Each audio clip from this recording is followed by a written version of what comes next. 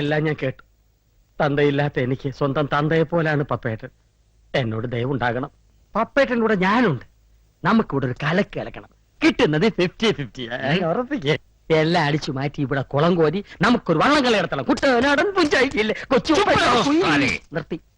നടന്നോ ധൈര്യമായി നടന്നോ. പപ്പേട്ടനോട് ഞാനുണ്ട്. സദാശിവൻ. ഞാനിപ്പോ പുത്തൂരം വീട്ടുകാരനല്ല, ആനക്കാട്ട് സദാശിവൻ. ആരുണ്ടടാ ആനക്കാട്ടുകാരോട് വിരടാൻ? ചുണകൾ ആമ്പിള്ളേരുടെ ഇറങ്ങി വാടാ. ഏത് മാണിക്യമംഗലത്തെ രാമകുട്ടി ഞങ്ങൾക്ക് പുല്ലാടാ പുല്ല്. ചുണകൾ ആമ്പിള്ളേരുണ്ടെങ്കിൽ ഇറങ്ങി വാടാ. ആനക്കാട്ടവരോട് ഏറ്റുമുട്ടാൻ ഇനിയൊരു അംഗത്തിന് ബാല്യമുണ്ട്. ഞങ്ങൾ തയ്യാറ്. വരണ്ടല്ലേ. ഒരു സ്റ്റൈലിൽ ഞാൻ പോയി രണ്ടെണ്ണം പൊട്ടിച്ചേച്ച് വരട്ടെ. വേണ്ടല്ലേ? സമയമുണ്ട്. അതെയോ, പോയിട്ട് വരട്ടെ. മുതലാളി, ഇനി ഇവൻ ഇവിടെ വെച്ചുറപ്പിച്ച ശരിയാവില്ല. ഉണ്ണി, വണ്ടി നിർത്തടാ. ദേ കാറ്. ആനക്കാടൻ ഇവിടെ ഉണ്ടാ. ഇറങ്ങ.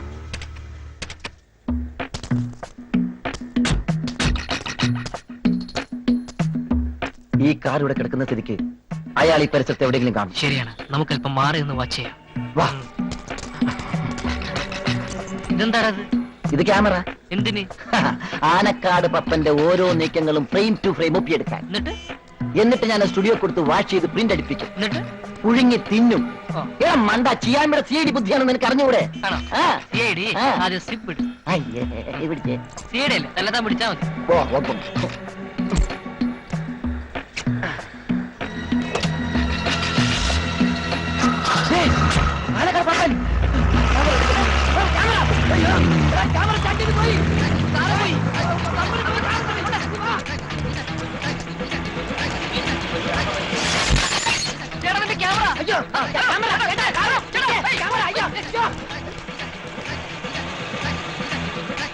ക്യാമറയും നിന്റെ ഒരു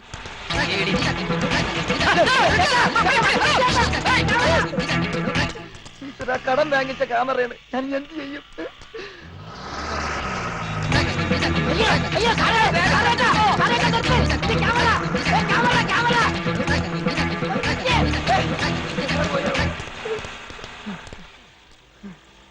ഈശ്വര, ക്യാമറയുടെ ഓണറോട് ഞാൻ എന്ത് പറയും?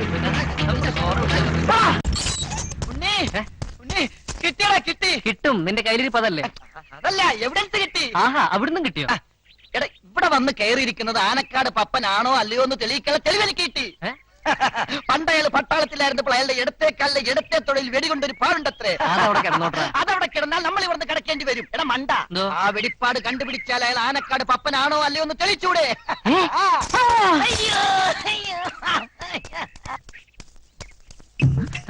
എന്താണ് വെടികൊണ്ട പന്നിയെപ്പോലെ ഓട്ടം?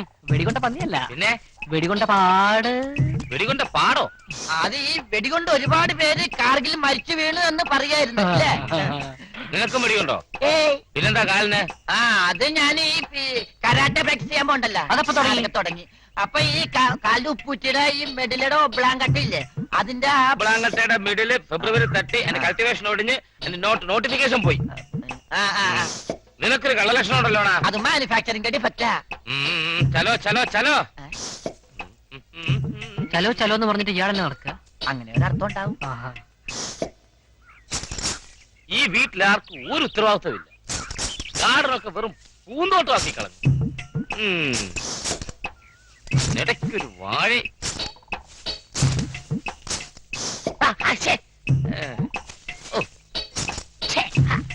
വല്ലാത്ത പ്രാണിശല്യം. പട്ടാപകല് തുണി പൊക്കണം. ഇവന്നെ ഞാനിപ്പോ ശരിയാക്കി തരണം.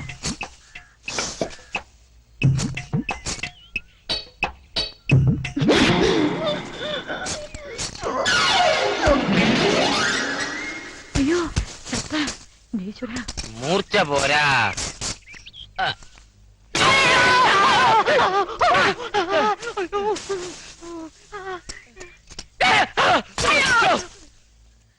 തോട്ടവത്ര ശരിയല്ല.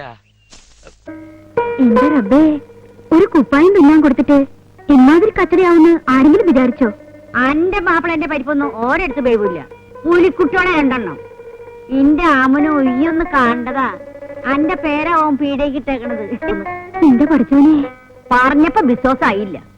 പച്ചെങ്കില് ഇന്നലെ അങ്ങാടിയിൽ വെച്ചുണ്ടായത് കേട്ടപ്പോ നിന്റെ പാത്തുട്ടിയെ വിശ്വാസം വന്നു. ഓന്റെ കൂടെയല്ലേ ആ മലപ്പുറം മൊയ്തീനും മഞ്ചേരി മജീദും. കുന്നത്തങ്ങാടിയിലെ പെണ്ണുങ്ങളെ മുഴുവൻ തട്ടിക്കൊണ്ടുപോകാൻ കഴിവുള്ളവരാ. പിന്നല്ലേ ഈ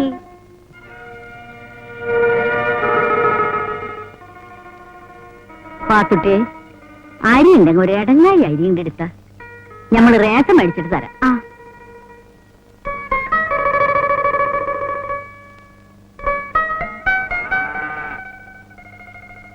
ഈ എന്തിനാ പേടിക്കണ്? സന്തോഷിക്കല്ലേ വേണ്ടിയത്. എന്നോട് ഇഷ്ടമുള്ളോണ്ടല്ലേ. ആ ചെക്കന് ഇന്ന് വെച്ച ജീവന.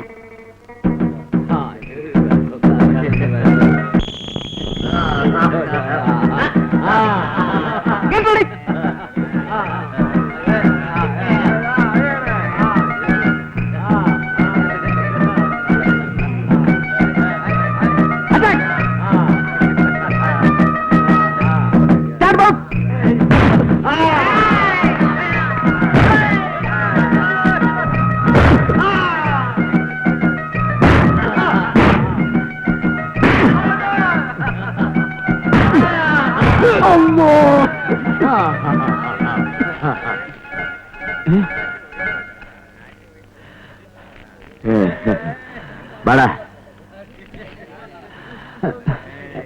1 2 3 4 എഴുന്നേക്ക് പറയാ. സംഗതി മനസ്സിലായി. എനിക്ക് ശ്വാസം കിട്ടുന്നില്ല. 3 4 5 6 നമ്മുടെ മാനം കളയരുത്. ഞാൻ സക്രാത്തിന്റെ ഹാലിലാണ്. കുറച്ച് വെള്ളം കൊണ്ടാ. വെള്ളം കൊണ്ടുവരാ. 4 5 6 7 7 8 എനിക്ക് തലകറങ്ങണോ. 8 7 അള്ളാഹു 2 ദിവസം 5 ദിവസം നാടാ.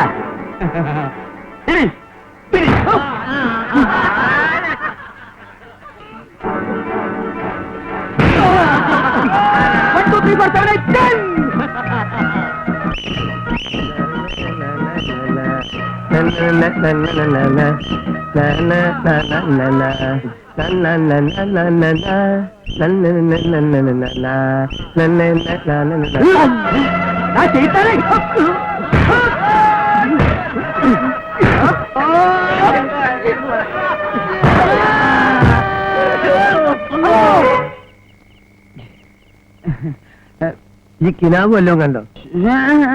പിന്നെ എന്താ ഈ പണിച്ചുത്തിരുന്നത്? നിങ്ങളെന്തോ കിനാവ് കണ്ട് പേടിച്ചു എന്ന് ഞാൻ കിനാവ് കണ്ട്. ഓനെവിടെ അസീസ്? ഇനി ഇവിടെ മറ്റേ വന്ന ആ ശൈത്താൻ ആര്? മൂരി. അല്ല, എനിക്ക് പേടിയൊന്നുമില്ല. നിങ്ങൾക്ക് പേടിയുണ്ടോ? പേടി എനിക്കുമില്ല. ഇവനോട് പോയി ചെക്കൻ അസീസ്. അസീസേ, അസീസേ. അല്ല, ഈ എന്താ ഉറങ്ങിയില്ലേ? അനക്കെന്താ പറ്റിയേ? മകനക്ക, ഇതുകൊണ്ടൊന്നും കാര്യമായില്ല. നിങ്ങൾ ഒരു പക്ഷെ ഹൈദ്രോസായിട്ട് മുട്ടും. ഹൈദ്രോസ് നിങ്ങളെ കുത്തി വളർത്തുന്നും വരും. യാതൊരു സംശയവുമില്ല. എന്നാലും ഓൾ എന്റെ കൂടെ വരുമോ? ധൈര്യമായിട്ട് തട്ടിക്കൊണ്ടുപോവാ. അടവൊന്ന് മാറ്റണമെന്ന് മാത്രം. അതിനേതടവ്? അങ്ങനെ ഒരു അടവുണ്ട്. അതെന്നെ ഞാൻ പഠിപ്പിച്ചില്ല. മുണ്ടാണ്ട് അവിടെ ഇരുന്നോ. ഓൾക്ക് എന്നോട് ഇഷ്ടമുണ്ടോന്ന് എങ്ങനെ അറിയാ? അതൊക്കെ ഈ എന്നെ ചോദിച്ചോളണം. അല്ലാതെ നമ്മളെ മലപ്പുറം കത്തിക്ക് ഉറുമിക്കൊന്നും അതിന് കഴിയൂല. അപ്പോ വീട്ടിൽ ചെന്നാ? അത് നമ്മളേറ്റ് അന്റെ ഒരു രോമത്തിന് കേട് പറ്റാതെ നമ്മൾ നോക്കിക്കോളാം. മാണെങ്കിൽ ഒരു ധൈര്യത്തിന് മജീദ് വരും. നിങ്ങൾ പോയാ മതി. ഇമ്മാതിരി ചീപ്പ് ഇടപാടിനൊക്കെ ഞാൻ പോണോ മജീദെ? ഞാൻ പോയി നോക്കാം. ആവശ്യമുണ്ടോ എങ്ങനെ വിളിക്കാം. മനസ്സിലൊരു തോന്നൽ ആമിനക്ക് എന്നോട് ഇഷ്ടം ഉണ്ടാവും.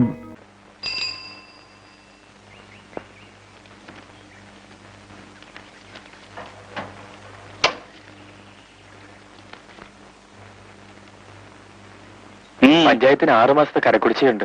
ഓ അറിയാം. പഞ്ചായത്തോട് എന്ത് ചെയ്യുന്നുണ്ട്? സ്ട്രീറ്റ് ലൈറ്റ് ആണ് കത്തുന്നില്ല. ഈ കാനാലോട്ട് നോക്കി ചപ്പും ചവറും ചീഞ്ഞു കിടക്കുന്നു. ദുർഗന്ധം സഹിച്ച് വീട്ടിലിരിക്കാൻ വയ്യ. പിന്നെ ഞാനെന്തിനാ കരം കൊടുക്കുന്നേ? സാർ, കുറച്ചെന്തെങ്കിലും. എന്തിനാ കുറച്ചാക്കുന്നത്? മുഴുവനും തരാം. താൻ ഇതൊക്കെ ഒന്ന് ക്ലീൻ ആക്ക്. ജോലി കിട്ടിയിട്ട് ആദ്യമായിട്ട് വരുന്ന വീടാ സാർ. എന്തെങ്കിലും തന്നില്ലെങ്കിൽ? താൻ മോങ്ങൊന്നും വേണ്ട. ജോലിയിൽ ചേർന്നിട്ട് ആദ്യമായിട്ടെന്നല്ലേ പറഞ്ഞത്? ഒരു 3 മാസത്തെ എഴുതിക്കോ.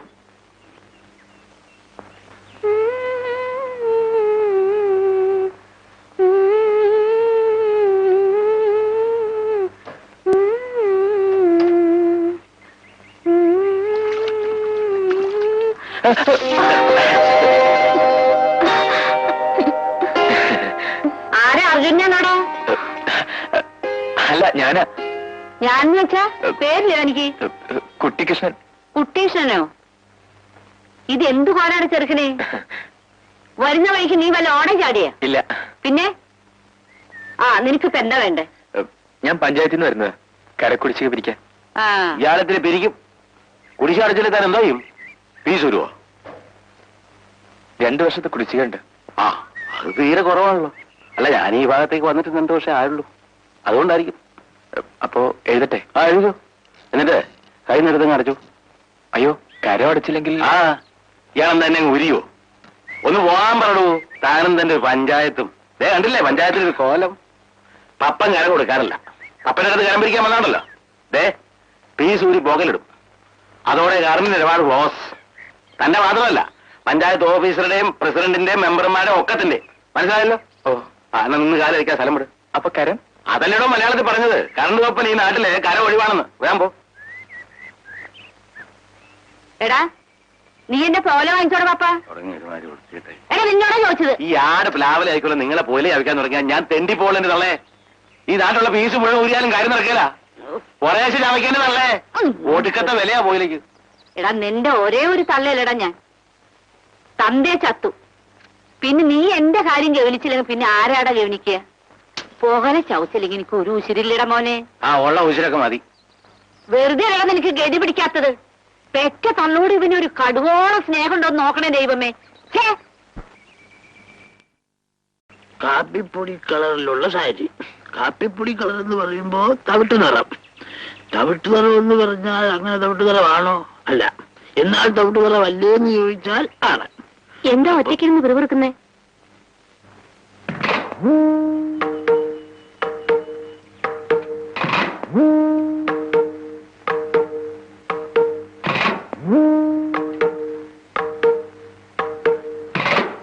നീ അടുത്ത് വന്ന്. എന്താ പതിവില്ലാതൊരു ശൃംഗാരം? കുട്ടികൃഷ്ണനെ അറിയോ നീ? കുട്ടികൃഷ്ണനോ? ആ, എനിക്ക് കൃഷ്ണന്റെ അമ്മയൊന്നും അറിഞ്ഞുകൂടാ. ആ, എന്റെ കൊച്ചുമോന്. ആര്? ആ മീൻ ചെറുക്കാത്ത ചേർക്കനോ? ഓ, അറിയോ നീ? സത്യം പറ. ഓ, എന്നിട്ടിപ്പോ എന്ത് വേണം? ഇതല്ലേ പാരമ്പര്യം. നിനക്ക് ദേവയാനി എന്നൊരു പേരുണ്ടോ? എനിക്ക് അച്ഛനും അമ്മ ഇട്ട പേര് ഒന്നേ ഉള്ളൂ. അത് ജാനമ്മയെന്നാ. പിന്നെ നാട്ടുകാരെന്തൊക്കെ വിളിക്കുന്നുണ്ടെന്ന് ഞാൻ അന്വേഷിക്കാറില്ല. ആ, എന്നാ നീ പോ. മനുഷ്യൻ തലയ്ക്ക് സ്ഥിരമില്ലായാലും എന്താ ചെയ്യുക?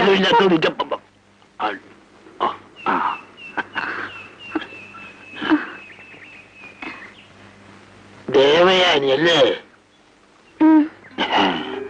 എന്നെ മനസ്സിലായോ നിനക്ക്? മുത്തശ്ശനല്ലേ? എന്റെ ഭാര്യ വീട്ടുകാരായതുകൊണ്ട് പറയല്ല, വലിയ അഭിമാനികളാ. പഴയ തറവാടികള്. അധ്വാനം വിറ്റേ ഉണ്ണൂന്ന് വാശിയുള്ളത് കൊണ്ട് അമ്മ അച്ഛൻ കറണ്ട് ഓഫീസിൽ ലൈൻമാന്റെ ജോലി നോക്കും. വേണ്ടിയിട്ടല്ല, വിനയം കൊണ്ടാ. പെണ്ണ് തനി തങ്കം. അമ്മാച്ചനാണെങ്കിൽ അവളെ വല്ല ഡോക്ടറെ കൊണ്ടോ എഞ്ചിനെ കൊണ്ടോ കെട്ടിക്കണെന്നാ ഉള്ളില്. അതെ അതെ, അങ്ങനെയൊക്കെ ഇപ്പൊ ആഗ്രഹിക്കുന്നുണ്ടെന്താ? അല്ല, പറയായിരുന്നു. എനിക്ക് വേണ്ട. പിന്നെ കുട്ടികൃഷ്ണനും ദേവയാനിക്കും ഇങ്ങനെ ഒരു ആശയുണ്ടായ പോയ സ്ഥിതിക്ക് നമ്മൾ വേണ്ടേ അത് നടത്തി കൊടുക്കാൻ? പിന്നെ ദേവയാന അച്ഛൻ എന്ന് പറഞ്ഞ എന്റെ അമ്മായി ആള് വീട്ടിൽ പിടിവാശിക്കാരനാ. അങ്ങനെ എങ്ങനെയെങ്കിലും കൈയും കാലും പിടിച്ച് ഞാൻ സമർപ്പിച്ചോളാം. അങ്ങനെ വലിയ ത്യാഗമൊന്നും ചെയ്യണ്ട. എല്ലാവർക്കും നല്ല ഇഷ്ടമുണ്ടെങ്കിൽ മാത്രം ആലോചിച്ചാൽ മതി. മനസ്സിലായില്ലേ? ഓ, ആ, പിന്നെ എന്റെ കൊച്ചുമോന് അങ്ങനെ ഒരു ആശയം ഉണ്ടെങ്കിൽ അത് ഞാൻ നടത്തി കൊടുക്കും. അത് പിന്നെ ഇദ്ദേഹം ഒരു കാര്യമായിട്ടാ നേടിക്കൊടുത്തേ അടങ്ങുമെന്ന് ലോക പ്രസിദ്ധല്ലേ?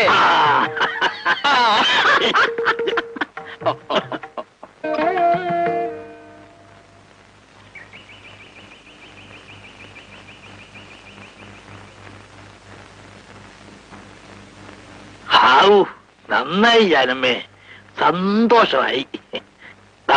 ഇപ്പോഴാണ് ജീവിതത്തിൽ ആദ്യമായി നിന്നെ കൊണ്ട് എനിക്കൊരു പ്രയോജനം ഉണ്ടാകുന്നത്.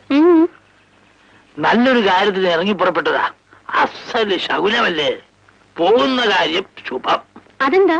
വേശ്യാദർശനം പുണ്യം ദക്ഷഭാഗേ വിശേഷത. എന്ന് വെച്ചാൽ? എന്ന് വെച്ചാൽ ഒരു നല്ല കാര്യത്തിന് ഇറങ്ങി പുറപ്പെടുമ്പോ വേശ്യയെ ശൗനം കാണുക, അതും ദക്ഷിണഭാഗത്ത്. ഇതിൽ പറ ഇനി എന്താ വേണ്ടത്? ദേ മുതുക്ക, ഞാനൊരു ആട്ട് വെച്ച് വരും. ഒരുമാതിരി ചൊറിയെന്ന് വർത്താനം പറഞ്ഞാലുണ്ടല്ലോ.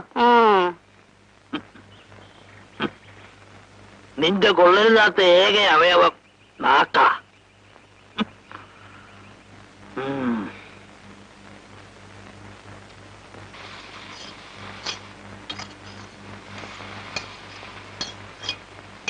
ഒരു നല്ല കാര്യം ആലോചിക്കാനാണല്ലോ നമ്മളിവിടെ കൂടിയിരിക്കുന്നത്. അതെ. അപ്പൊ പിന്നെ അതിന്റേതായ രീതിയിൽ ഒരു ഐശ്വര്യമായിട്ട് തുടങ്ങിയാലെന്താ? മിലിറ്ററി കോട്ടയാ.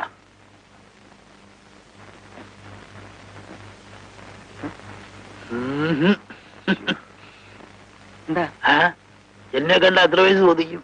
ഒരു 80, 70, 50 വയസ്സ് തോന്നി. അല്ലേ? കഴിഞ്ഞ ഇടവത്തിൽ 78 കഴിഞ്ഞു. അയ്യോ, പറഞ്ഞ വിശ്വസിക്കില്ല. എന്താ എന്റെ കാര്യം? 2 കാര്യത്തിലാ എനിക്ക് നിഷ്ഠ. 1 ബ്രഹ്മചര്യം, 2 ആ നിലയ്ക്ക് ഞാനിനി നിർബന്ധിക്കുന്നില്ല.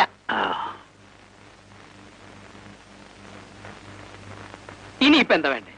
കാര്യങ്ങളൊക്കെ അമ്മാവനെ തീരുമാനിക്കും. കുട്ടികൃഷ്ണൻ എല്ലാം പറഞ്ഞിട്ടുണ്ടാവുമല്ലോ. പറഞ്ഞു. പക്ഷേ ഞാൻ ആലോചിച്ചത്, കുമാരൻ സ്നേഹമായിട്ടൊരു സാധനം തന്ന സ്ഥിതിക്ക് ഞാനത് നിഷേധിക്കാൻ പാടുണ്ടോ? ഇല്ല.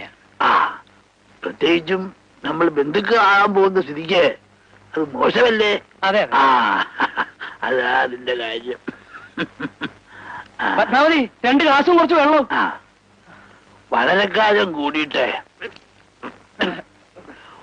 കാലം കൂടിയിട്ട് ഇന്നൊരു സ്വാതന്ത്ര്യം കിട്ടിയ ദിവസമാ. അമ്മിണിയമ്മ ഇതൊന്നും അടുത്തതിനകത്ത് കേട്ടൂല്ല. മിലിറ്ററി. ചേട്ടാ,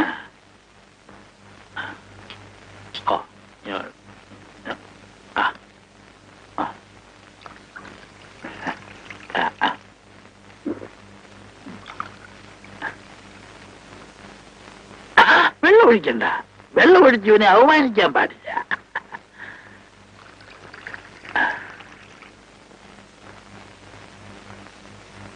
എങ്ങനെയാ മത്സ്യമാംസാദികളൊക്കെ? അല്ല, പത്മാവതി എന്തായാലും ഒരു കോഴിയെ പാസ്സാക്കിയിട്ടുണ്ട്. അതുകൊണ്ട് ചോദിച്ചതാ. ഏതായാലും ഒരു നിഷ്ഠ തെറ്റി. പിന്നെ എന്താ പേര്? പത്മാവതി. പത്മാവതി ഇഷ്ടമായിട്ടൊരു കാര്യം ചെയ്യുമ്പോ ഞാനത് നിഷേധിക്കുന്നത് ശരിയല്ലല്ലോ. പ്രത്യേകിച്ചും നമ്മൾ ബന്ധുക്കളാകാൻ പോകുന്ന സ്ഥിതിക്ക്. ആയിക്കോട്ടെ ആയിക്കോട്ടെ.